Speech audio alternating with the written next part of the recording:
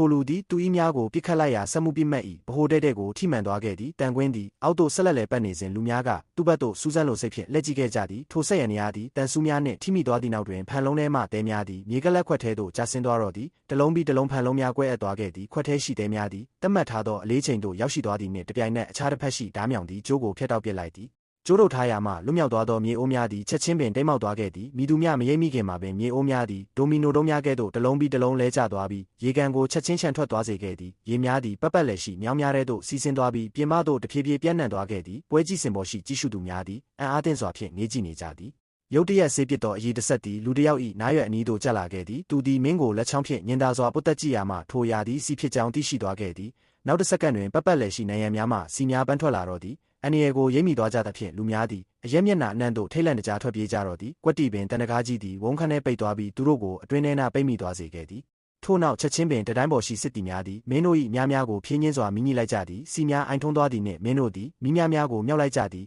အမိန့်ပေးလိုက်သည်နှင့်တပြိုင်နက်များစုလိုက်ပြုံလိုက်သည်ကွင်း၏ဗဟိုတဲ့တဲ့သို့ထုံထိုးပစ်ခတ်သွားခဲ့သည်စီများသည်ချက်ချင်းမီးဆွဲလောင်သွားပြီးရေမြောင်းများအတိုင်းပွဲကြည့်စင်များဘက်သို့လင်းမြန်စွာကူးဆက်သွားတော့သည်ရင်းကိုမြင်လိုက်ရသောအခါတွင်ရှေ့သည်အထက်မှမိုးရွာတကဲ့သို့ကျလာသောများကိုရှောင်ကွင်းရင်းအောက်သို့ခုန်ချလိုက်သည်မင်းတို့သည်လမ်းတစ်လျှောက်ရှိမီးတောင်များကိုငိမ့်သက်ရန်တဲများကိုအသုံးပြုခဲ့ကြသည်လင်းမြန်ဖြက်လက်သောလှုပ်ရှားမှုများဖြင့်မီးပင်လယ်ထဲမှတိုးထွက်ခဲ့ကြပြီးနောက်ဆုံးတွင်မီးလောင်ရာအရင်းမြစ်ကိုဖျက်တောက်ကဘေးအန္တရာယ်ကိုဝေးရှောင်ရှားနိုင်ခဲ့သည်သို့သောကွက်တီပင်ဖောက်ထွင်းမြင်ရသောကင်းမီကောက်တစ်ကောင်သည်တန်တကားကိုဖျက်ကျော်ကာရုတ်တရက်ပေါ်ထွက်လာခဲ့သည်